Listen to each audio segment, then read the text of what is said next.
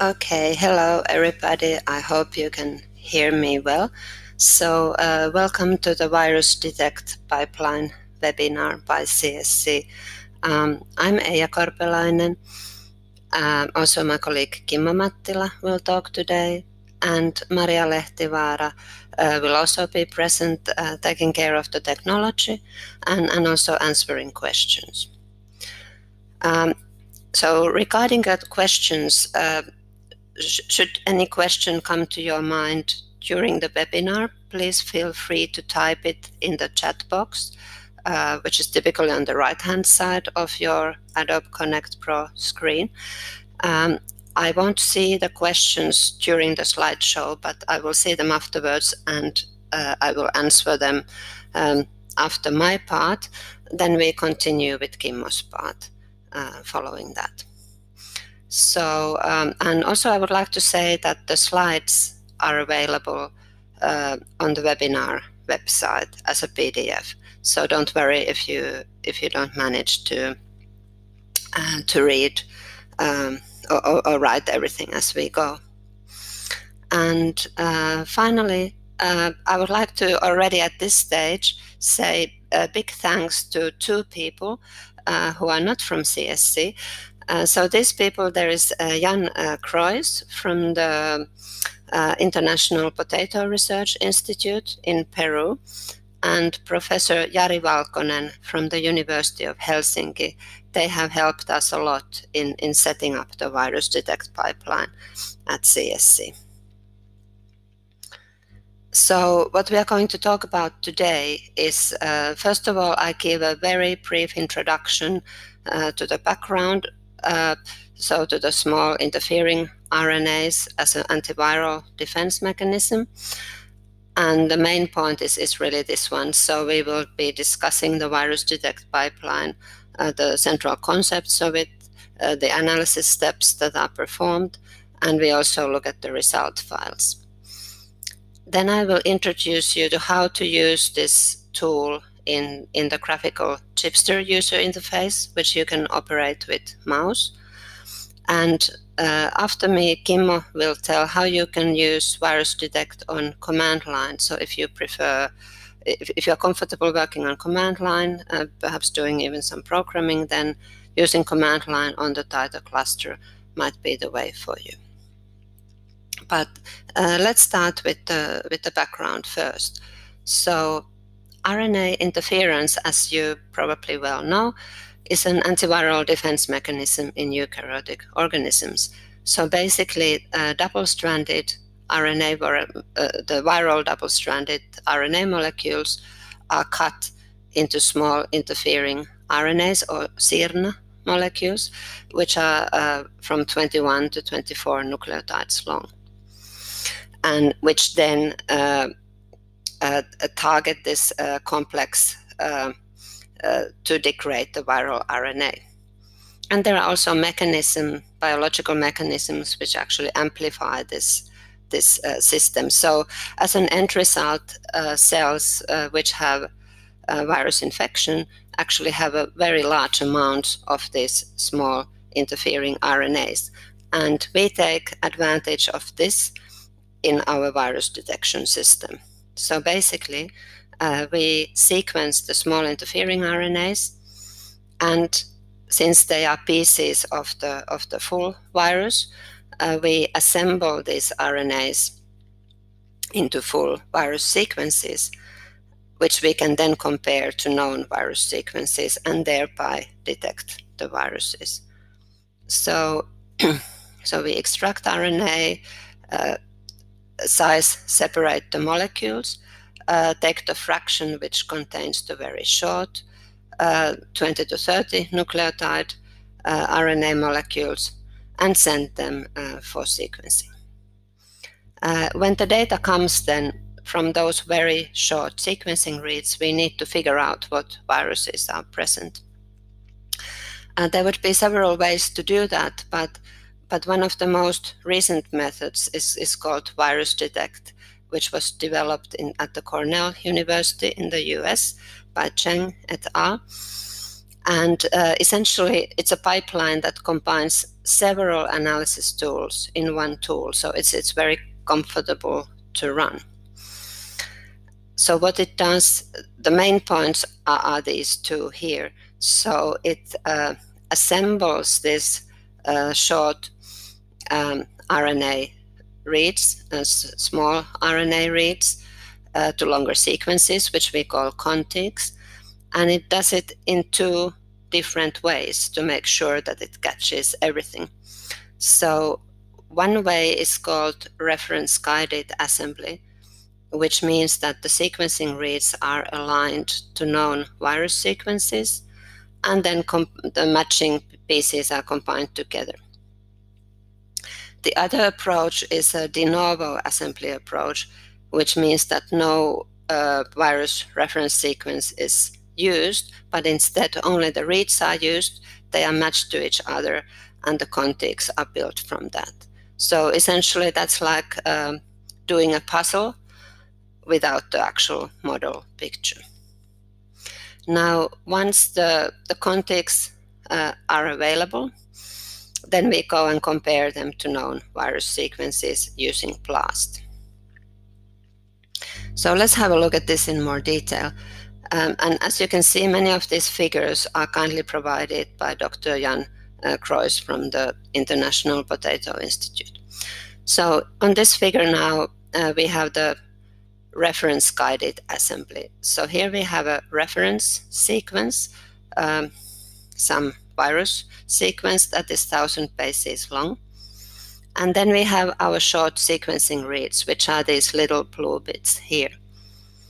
So what we do is we match the sequence of the read to the virus sequences, and then we look for overlapping reads like what we have here, because those we can combine together and construct these contigs.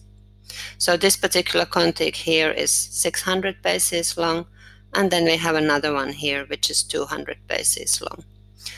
So altogether we have managed to cover 800 bases of this particular virus, so we say the coverage is 80%.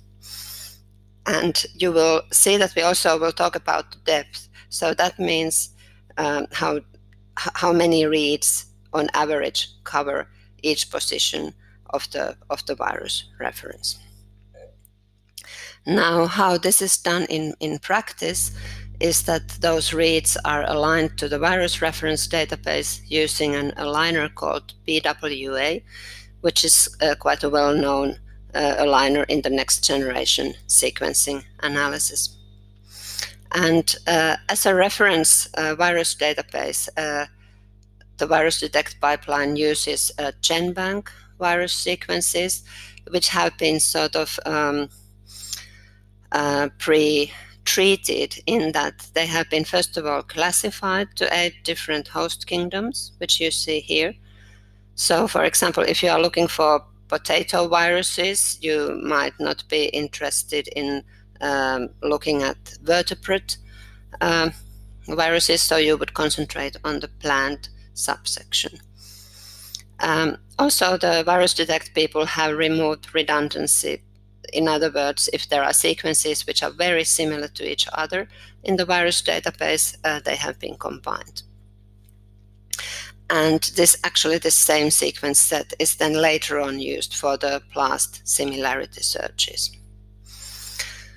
So during the reference-guided assembly, the reads are aligned to the reference using BWA, and then the overlapping reads are sort of merged together using a tool called SAMtools.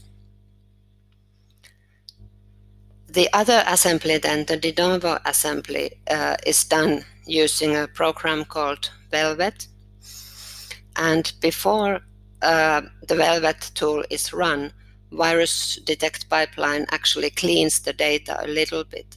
So it will remove those small RNAs which are coming from the host. So naturally, when you extract small RNAs from a cell, inevitably there will also be small RNAs which come from the host and which are not virus derived. So those host derived ones you want to get rid of Because imagine if you are making a puzzle and somebody throws in lots of pieces from another puzzle, your work would be much harder. So we want to get rid of the non-viral small RNAs, and we do that by aligning the reads first to the host genome with the PWA, and then we continue making the contigs with those reads that did not align to the host, because presumably they are the viral ones. Once Velvet has assembled the contigs, they are still cleaned just in case. So the ready-made contigs are still compared to the host genome, just to make sure that we are not actually analyzing host sequences, but the viral ones. So this picture here shows what exactly happens in the assembly part of VirusDetect. It might not be very clear on your screen, but you find the same picture actually in the Chipster manual page, which I will show you later. So we start off with the small RNA reads, and we do the two different assemblies, the de novo assembly and the reference-guided assembly. The reference-guided assembly is very simple. Like I said, reads are aligned to the virus reference database and assembled to contigs.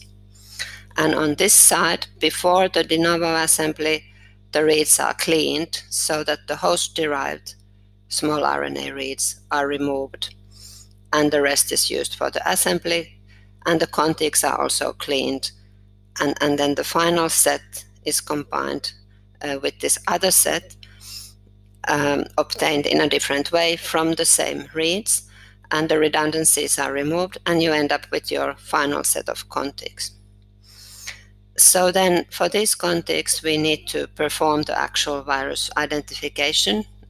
That is done with BLAST-N against the virus reference database that I just described earlier. And the BLAST-N results are reported. If there are some contigs which don't get any BLAST hits, they are blasted again, but now using another algorithm called BLAST-X, which does the matching at the protein level. And then those results are reported as well. If there are still contigs that didn't match anything, then those contigs are reported separately, and the size distribution is shown so that you can judge which ones are potentially coming from new viruses. For this BLAST steps, there are some filtering parameters, so not all BLAST results are given or reported to you, but you can set thresholds. So, for example, you can request that the BLAST match must cover at least this much of the contig in order to be reported. So typically only contigs which match by at least 75% of their length are reported. And also the other way around, in order to report a virus reference match, you might require that at least 10% of that virus must be covered by your contigs. And you can also set parameter to require a certain minimum read depth. So then to the result files. You will get lots and lots of result files, but here I have indicated the main ones in purple. So a good starting point is a log file that VirusDetect produces, because that will tell exactly how many contigs it managed to assemble, how many viruses it detected. Then the viruses that were detected are reported in a table with a lot of supporting information in this HTML file. And then for each virus that was discovered, also a PDF file is produced. So if your sample happens to contain several viruses, then you will end up with a lot of PDF files as well. Then, like I said earlier, there is the those contigs that don't match anything by BLAST are also reported to you, as they can be potentially new viruses. So if we just have a quick look, again, you might not see this very well, but I will show you later where you can find this file to have a look. So essentially here VirusDetect reports that it started in this case with 50,000 reads.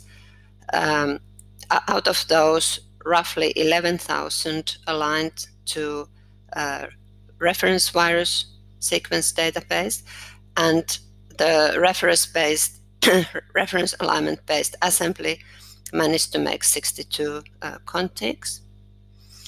Now then, the other assembly, the de novo assembly, was also performed, and before that, the host-derived small RNAs were removed. In this case, the host was Taito. So reads were mapped to the potato genome, 30,000 reads out of the 50,000 mapped. So those were removed because we are not interested in host reads. And the ones that didn't map there were then kept and used for the de novo assembly, which essentially produced 39 contigs. So then the redundancies were removed, and altogether, after all that, so about 70 unique contigs were generated, which were then used to identify viruses, and in this case 2 viruses were identified by BLAST-N and nothing with BLAST-X. If you use the VirusDetect tool in Chipster, you also get other information in this file. It basically lists all the result files you have. Then if we look at the table listing the BLAST matches, it looks like this one up here. So you have the name of the viruses detected, what was the coverage, what was the length, how many contigs were supporting this, and so forth. So down here you have explanations for all these points here. And to keep in mind what you want when you look at this is a good match has typically high coverage and high depth. So like here the coverage is for the first one it's almost 89%, and for the second one 97%. And then for these, if you look at the more precise results, so let's look at the second one here. So for that you also, so for each virus you get a PDF, and that looks like this. So in blue you have the virus reference, and below in red you have the contigs that match to it. And for each contig is also shown the actual alignment. Finally, those contigs that didn't match by BLAST to anything are also given in a table, and those which are shown green are potentially new viruses. So the size distribution of the reads for these match what we would expect from small interfering RNAs. So here you have the different lengths, and as you can see, these guys, most of the reads for these were in this bracket, 21 to 22. There is one that wasn't, which were longer, and that is not proposed to you as a potential new virus. Then you also get a whole heap of sequence files, FASTA files, containing the contigs, containing the BLAST-N matches, and the references, and so forth. One question that you might wonder is how many reads should you have? So when you order sequencing of your samples, how many reads do you want? Because of course the more you ask, the more you pay. Typically you get away with a quite small amount, and but of course the more reads you have, the better reference coverage you get and the longer contigs you get. So this particular image comes from the publication of VirusDetect, So here you have in black the reference virus, which is about 10,000 bases long, and then a sample that was sequenced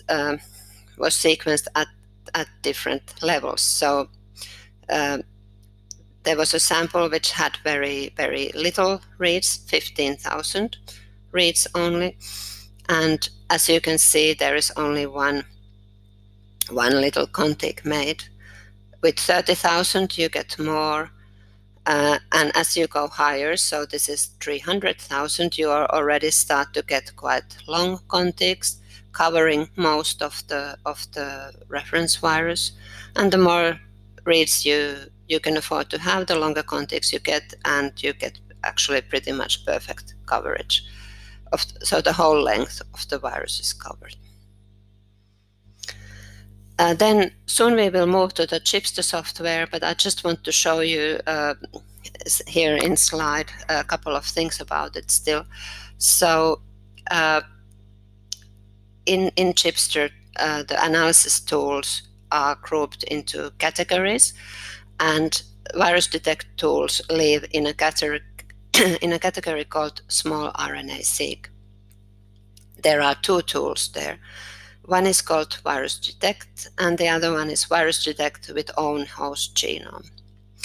So the difference between these two is that so Chipster provides some host genomes for the most common organisms, for several plants, for several animals.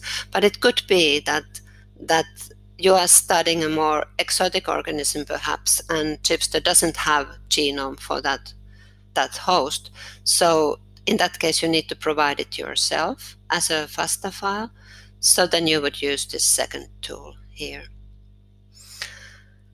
So in Chipster, when you run VirusDetect, you essentially get two files. One of them is a log file, the one that I was just showing to you, and the other one is a tar file. So a tar is a package of files actually. And the reason why we give you a tar package instead of zillions of individual files is that this allows you to actually decide yourself which ones do you want to look at without the interface getting too messy with many files. So you can extract result files from this package using a tool in the utilities category called extract tar file. And then one more thing which is important if you are studying an organism, a host for which Chipster doesn't offer the genome, and you need to give it yourself as a FASTA file. What happens when VirusDetect uses your host genome as FASTA is that it has to actually convert it from FASTA to a genome index file before it runs the PWA aligner. And this process, depending on the size of the genome, but if the host genome is big, this process can actually take several hours. So you probably don't want to spend several hours on this every time you run a different sample. So what we have done is that when you run this tool and you get the tar package as always, in that tar package we have actually put the index file that was made during that run for your host genome, so that next time when you come to run it, you don't need to anymore give the FASTA file for your genome. You can give this ready-made index file, and that means that your analysis will run much faster. Then finally, what I wanted to say here is that if you are interested in VirusDetect but you don't have your own data yet, you can still get familiar with the system in Chipster, because we have made some sort of ready-made analysis for you that you are welcome to inspect. And this is actually something that I'm going to show you now.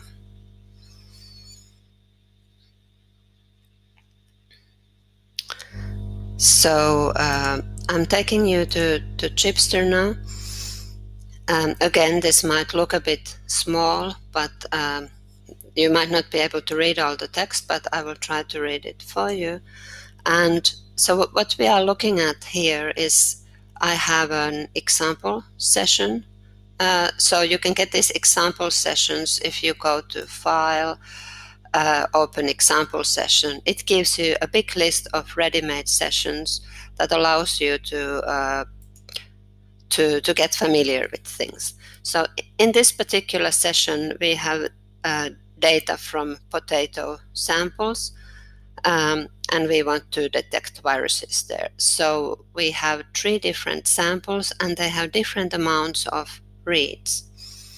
Now, I will just show you the sample 3, which is here, which had 250,000 reads. So it's a FASTQ file. I have selected it.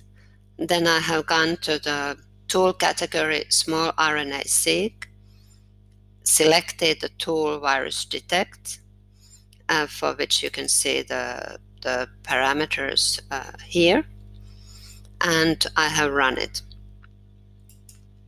And as a result, I got these 2 files. So the first one here is the log file that I was telling you about. So this text is very small, don't worry if you don't see it. You can log into Chipster afterwards and look at this in detail. And the other file is the tar package containing the rest of the result files. Now I have decided to extract from this package all the HTML files and all the PDF files. So essentially I have run the tool extract tar, and I have selected to get all the files which have the HTML extension, and same for the PDF extensions. And if we have a quick look at the blast result file, which is the first one here, you see that this actually looks very similar to what I had on the slide. Now, if you want to know more about VirusDetect and, for example, look at the manual page with all the things I was showing you on the slide, you get it from this More Help button. And then to finish with, I show you another case. So here we have raspberry data.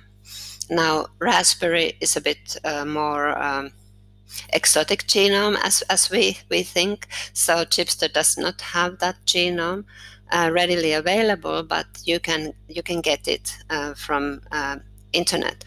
So what I have done here is I have brought it in, and that's now my host genome.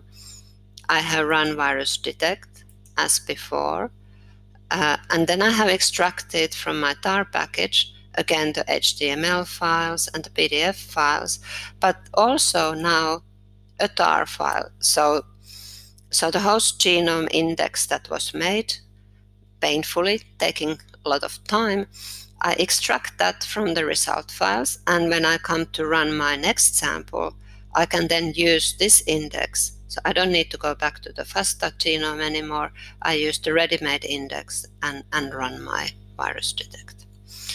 So I think that's all I wanted to say now. So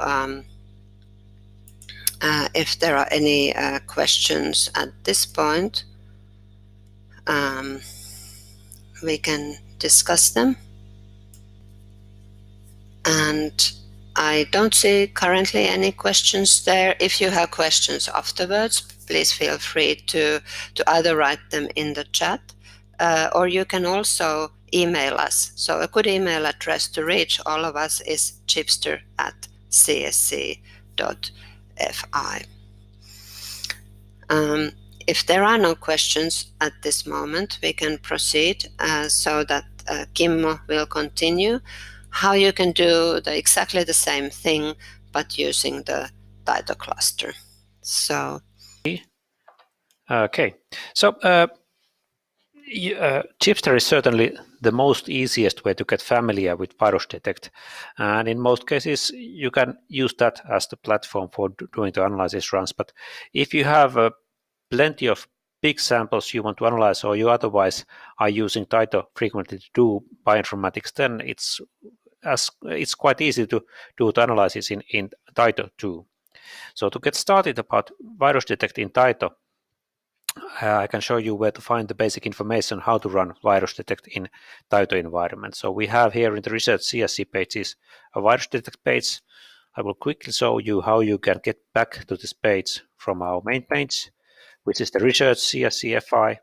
So if you go to, let's see, computing and software, and choose then software and databases, you will get the list of all software available, or all supported software available in our environment. This is not actually the full list, but the ones for which we give kind of a full support for these tools. There are many other tools also installed which are not kind of as well supported. But here from the alphabetical list you can find the VirusDetect part, which tells you that okay, it's available in Taito and in Chipster, and this is how you use it in Taito.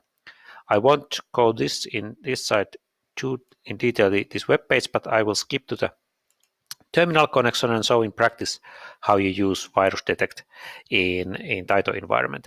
So first of all, if you are using this tool as a interactive way, that you think that you will just launch the command and wait for the some half an hour it to be finished, then I recommend that you use Taito shell CSC FI environment for doing the analysis, because if you log into Taito.csc.fi, you will end up to those so-called login nodes of Taito cluster, which are used for managing batch jobs but not running actually interactively heavy computing.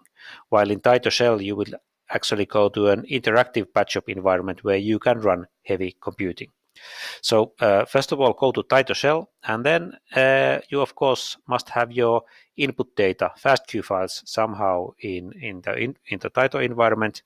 I don't now show here and discuss about how you move your data to Taito environment, but just note that typically you locate this data not to your home directory, but to your work directory somewhere in Taito. In home directory you have space, very limited space, typically just 50 gigabytes, while in the work directory you can have data up to 5 terabytes. Okay, so now I'm here in a VirusDetect directory in Taito shell in my work directory. And as you can see, I have here 2 sample files which I would like to analyze. Well, to start using VirusDetect, you first have to load the BioKit environment. So that's done with command load BioKit.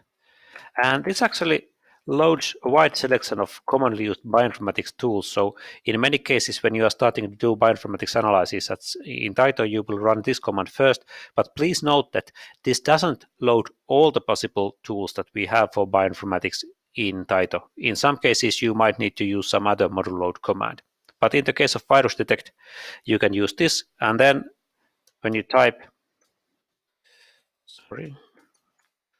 command virusdetect.pl, you have the tool there, and actually if I don't give any parameters for it, it gives me prints me out a kind of a help text telling you how to do the analysis, how you build up this command.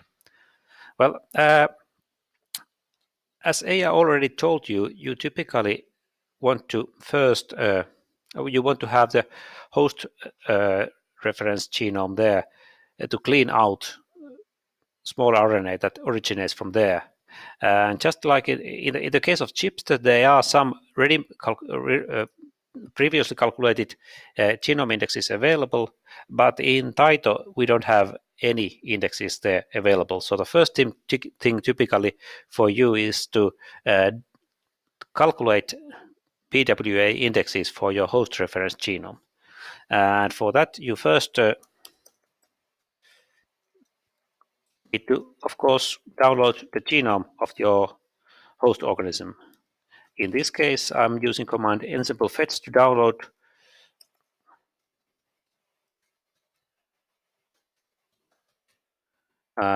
for example, this potato genome from ensemble, and it takes a while to get the genome file. Yes, and if I now check the files what I have here, I have a new file, this Solanum tuberosum 3.0 DNA top level FA, which contains the genome. I can study it with the command infosec, and actually if I would run this command, it's not very well kind of visible here because the screen is so small. I will just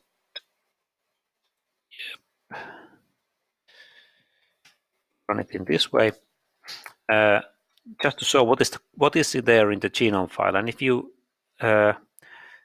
have studied potato before, you probably know that potato has 12 chromosomes, and in this case, you will find that there is a kind of 13th chromosome here, which is called 00.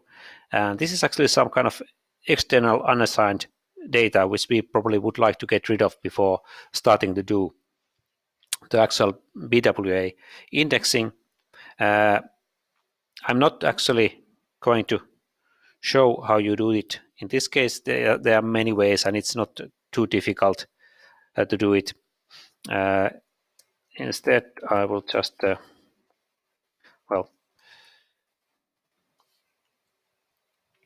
okay. So once you have done it, you would then start the indexing with command pva index, and the sequence file, the genome file you want to calculate indexes. And this process, as AS8, takes a rather long time. Even for small genomes, it takes something like 15 minutes, and for large genomes, it can take several hours. But luckily, if you are working with the same organism, you have to do this only once, so you don't have to do it all the time. But save your. I will now interrupt this process and actually copy the ready-made index from the for this case. I will actually get rid of all this data.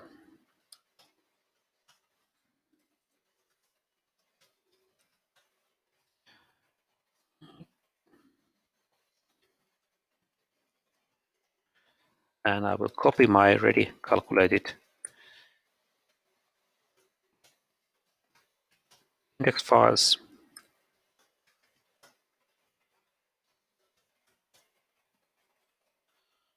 This directory.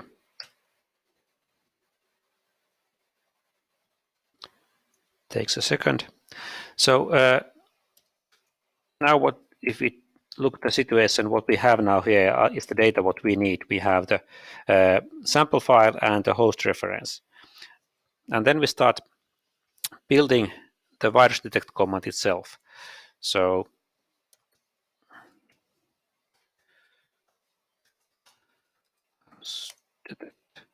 and first thing you typically give is the reference. And now this might be confusing when you're using VirusDetect, that we have these two references. We have the reference which now refers to the virus dataset extracted from NCBI,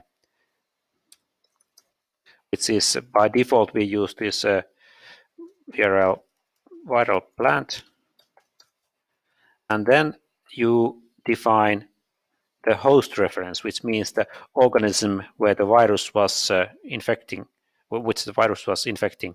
So in this case, this potato genome.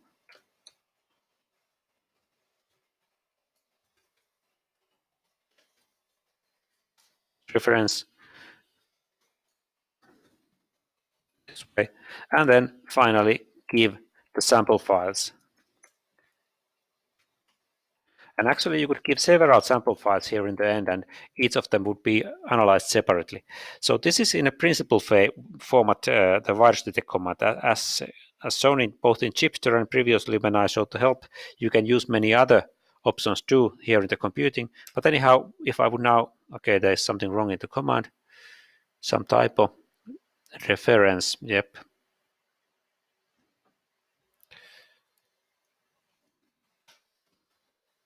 Correct this time. Okay, now it started. And now the program is running, and it would take for some time to get it ready. I won't now wait that it finishes. I will just kill this process now and check what files I have now here. And as you can see, there's now this kind of a temporary file created, which is existing during the when the analysis pipeline is running. But the actual results are collected to a file which is named according to the input file we gave. I will copy now the ready calculated results directory here so we can check how does it look like.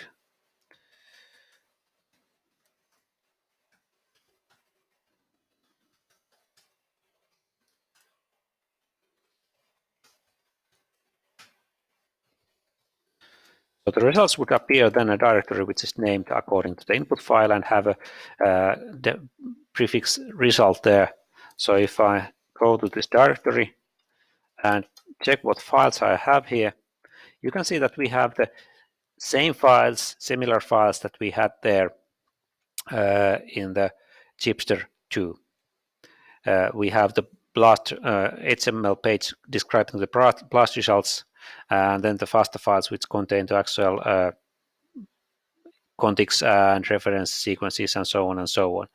And actually, for this is VirusDetect is clearly defined designed to be executed in the local computer, and it's a bit difficult to study HTML files in Taito, but you can run Firefox here also if you have enabled external connection or are using no machine connection to CSC. So you can actually open this file, one of these HTML files, Firefox, and here the trick is to have this no remote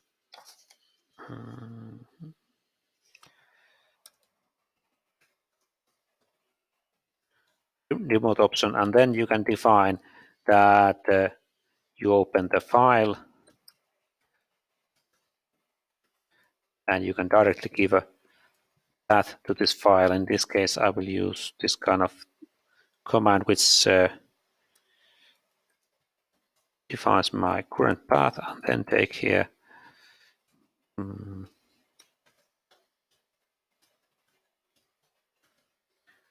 path and HTML. Let's see if it went correctly. And now it opens a blast actually running in the Taito, not blast, but Firefox running in the Taito environment, and I have here the files. What's different here in comparison to the Chipster environment is that now these links that locate here in these HTML files actually go further to other HTML files. So I can click here and it opens the file which in Chipster is in PDF format, and here we have it in HTML format, and it opens the results file showing you, okay, what is the hit here and where are the contigs, and if I click the contig here, I can go, it moves me to the contig which it is, or if I go to the top of the file,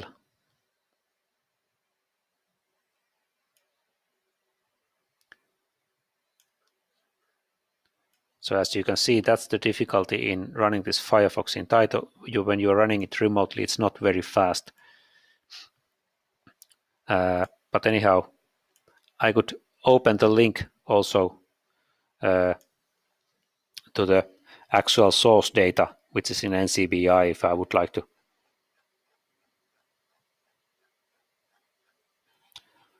Okay, maybe I don't do it this time because I want to still show you some more things.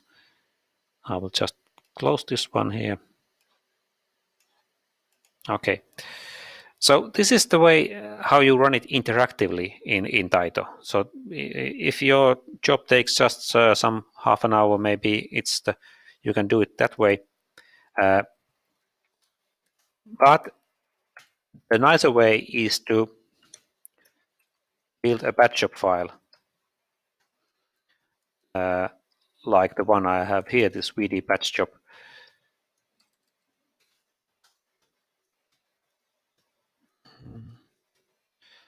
Which describes how this job is executed in the batch job system. So you can copy kind of frame for this batch job file from the VirusDetect instruction page at CSC. And here what we have is actually just some parameters giving a name and output and error files for this batch job. Then how many hours we reserved computing, how much resources, meaning computing cores and memory we are reserving, and then a similar VirusDetect command line as we previously executed in command line. And once we have done this, I can now exit from here and then use command sbatch.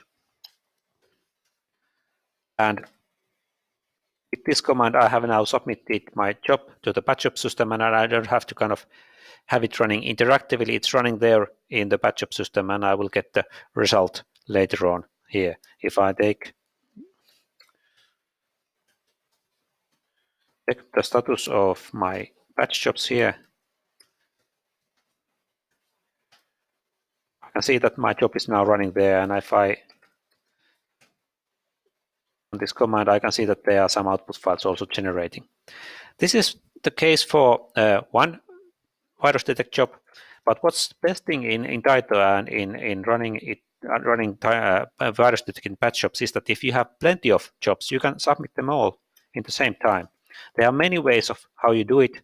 Here I have just one example how you can do it. Here I have 10 sample files for which I would like to run this VirusDetect analysis. And then I have already constructed a file called VD commands, where I have the VirusDetect command for each of these files. So you can see that in this all file lines, I have the similar VirusDetect command, but the input file name is just different in each cases. And now actually what I could do is that I could build a so-called array job of this, but if I'm lazy, I don't even have to do that because we have a help tool that builds the array job for you. So I could use command as batch